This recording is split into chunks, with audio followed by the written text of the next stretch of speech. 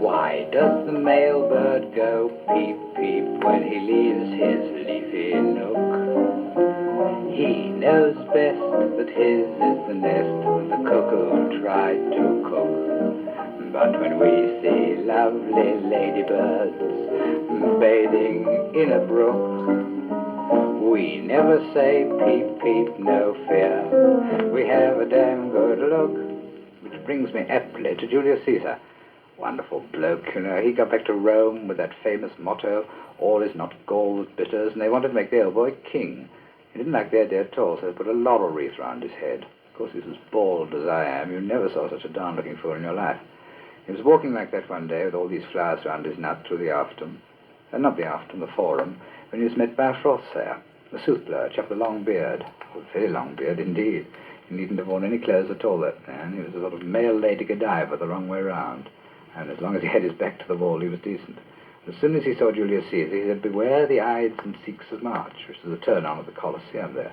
And Caesar didn't mind. He went as usual to the House of the Parliament, and when he got to the porticum, Latin neuter for foyer, you know foyer, where the Chinese government have now moved to under the generalship of Who Flung Dirt. Do you know, I heard of a marine who went out to China the other day.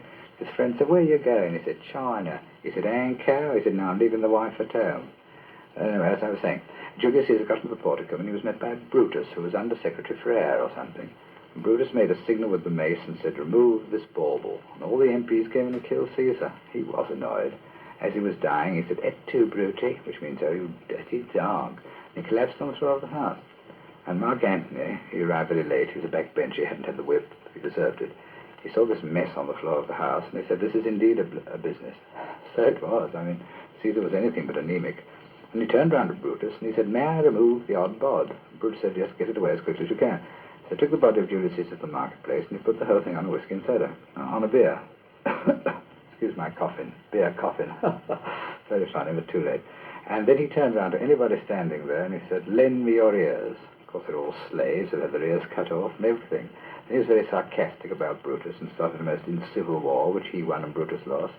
Then Mark Antony had a great time with Cleopatra, a famous needlewoman. In the end, Cleopatra got fed up with the whole thing, and she put an aspidistra down her bosom and it tickled her to death. Of course, she wasn't a Roman. She was an Egyptian like Salome. You know Salome. The lady took off her clothes and danced in front of Herod's. I could tell you a lot about her, but I'm not allowed to. They're so prudish here. Well, goodbye. No, I like it the other way around better. Goodbye. How pathetic.